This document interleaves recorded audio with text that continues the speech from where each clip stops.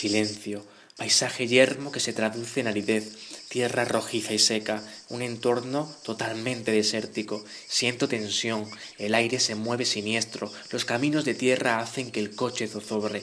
La situación se puede comparar con una huida en un desierto en el que no puedes pedir ayuda a nadie. Hace ya 8 kilómetros que no he visto a ningún ser humano, a ningún otro coche. Parece ser tierra libre de seres vivos. Lo único que me hace saber que me encuentro en el planeta es el sonido agudo de las chicharras al pleno sol. Me sumerjo en lo más hondo de la tierra. Si en este momento viera a alguien en mi camino, el terror se agudizaría. La carretera se hace estrecha y el trayecto empeora.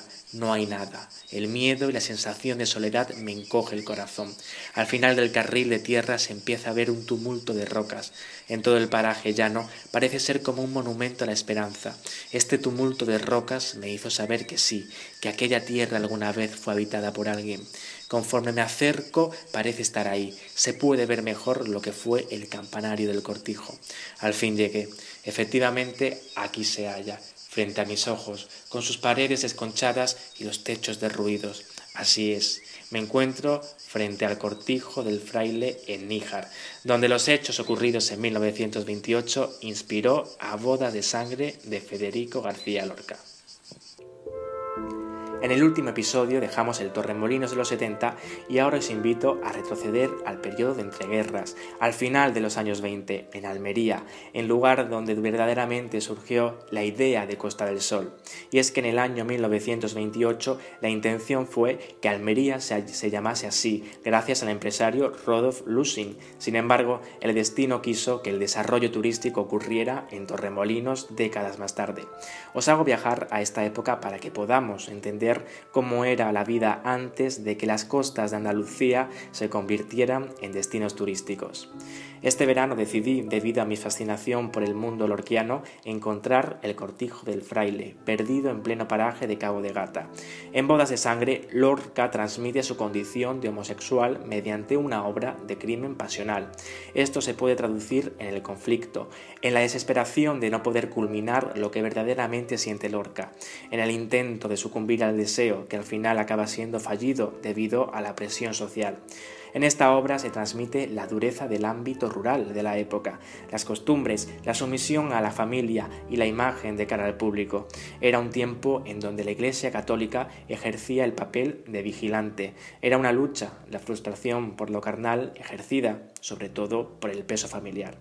Observar la homosexualidad en obras como Bodas de Sangre parte de la interpretación, de lo mordaz y de lo sibilino, de las metáforas y de los símiles, pero Lorca también tuvo muchas formas de cantar al mundo su homosexualidad de forma explícita. Un ejemplo es su canción del Mariquita, dedicada al cineasta Luis Buñuel, que tenía una clara manifestación homófoba hacia Lorca. Especialmente el cineasta solía lanzar sus más feroces ataques hacia la relación entre Lorca y Salvador Dalí, demostrando de esta forma la ansiedad que le provocaba el hecho homosexual. El ser gay constituía para Buñuel un grave problema que se vio agravado por el hecho de que su hermano menor era homosexual. Salvador Dalí y Buñuel resultaban ser personas ambiguas, el pintor por el hecho de utilizar su sexualidad a su conveniencia, entablando de esta forma una relación muy estrecha con Federico, dejando la incógnita en el aire, algo por lo que su enamorado Lorca sufrió ya que Dalí no actuó de forma clara con él. El cineasta Luis Buñuel utilizaba numerosos recursos para empañar la reputación de quienes eran homosexuales. Sin embargo, Federico García Lorca no era ambiguo. Nunca se sintió avergonzado de lo que era, ni de ser homosexual ni de ser andaluz. Por lo tanto, la canción del Mariquita fue una forma de responder a Buñuel para dejarle claro que no se avergonzaba de quién era. Este canto dice así: el mariquita se peina en su peinador de seda, los vecinos se sonríen en sus ventanas postreras, el mariquita organiza los bucles de su cabeza, por los patios gritan loros, surtidores y planetas, el mariquita se adorna con un jazmín sin vergüenza, la tarde se pone extraña, de peines y enredaderas, el escándalo temblaba, rayado como una cebra, los mariquitas del sur cantan en las azoteas. Un libro que también me ayudó a sumergirme en este ámbito fue Al sur de Granada de Gerald Brennan, que muestra la cara B del modo de vida delimitado por la Iglesia de Bodas de Sangre.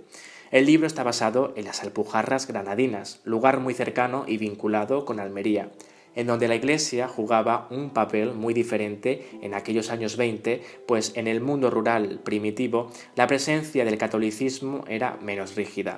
Todo giraba en torno a la fiesta y a las costumbres agrarias de colecta y siembra del campo, algo muy diferente a la ciudad. Brennan, en Al sur de Granada, habla de cómo vivía la gente del campo su sexualidad. En todo este ambiente tan alejado, rural y particular, el ambiente LGTB también tenía su posición. No se aludía directamente a homosexualidad, pero un aspecto importante a resaltar del libro Al sur de Granada es que Brennan explicó en dónde se veía tímidamente a las personas gays de estos ámbitos rurales, pues se dedicaban dentro de la microsociedad del pueblo a cantar coplas, como es el caso del personaje Cabildo, que el autor lo retrató por su forma amanerada de expresarse. Esta era su manera de cantar al mundo, como eran de una forma sibilina y alejada, en donde no entraban a juzgarlos, pero se entendía perfectamente lo que querían decir. Esta era una forma mordaz de explicar al mundo lo que sentían, como dice la última estrofa de la canción del Mariquita de Lorca. Los mariquitas del sur cantan en las azoteas. Estas coplas provienen de la gente más humilde de Andalucía, de las regiones más abruptas y menos ricas, y es lo que se refleja en Al sur de Granada cuando Brennan habla de la homosexualidad y de las coplas. Hoy esta vida en el campo la vemos desde el progreso, y era, como retrata Gerald, una época de hombres solitarios, de pastores, un campo muy alejado de un cuento de bosques, en donde ser homosexual era muy diferente. Era una sentencia a la soledad, a que el pueblo te conociera por cantar coplas. Una vida muy distinta. La gente de un pueblo apenas se relacionaba con las de otros. Se puede decir que cada pueblo tenía sus propias leyes. La gente trabajaba en el campo, en labores muy duras, pero sin embargo, como el personaje Cabildo, también había personas que decidían aceptar totalmente su verdadera orientación sexual, aunque la mayoría se ocultaba. Cabildo decidió salir al campo entonando sus coplas para que los demás lo oyeran.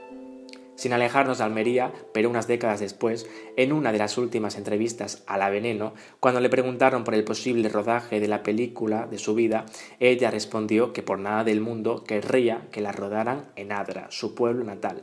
En todo caso, le gustaría que se filmara en algún pueblo perdido de las Alpujarras, de donde era su padre. Esta conexión me sirve para, como dije antes con Lorca, mencionar de nuevo a personas que no eran ambiguas en épocas difíciles. Este fue el caso de Cristina la Veneno, que se llevó por siempre, por bandera, lo que sentía, sin ocultarlo, desde muy temprana edad, como se muestra en su serie La Veneno. Estas personas fueron descaradas y rebeldes, y fueron fieles a sí mismos, abriéndonos el camino a todas y todos los que vinimos en generaciones posteriores. Gracias por acompañarme un día más en la barraca de Sergio Padilla. Os espero en el mismo lugar en el próximo programa.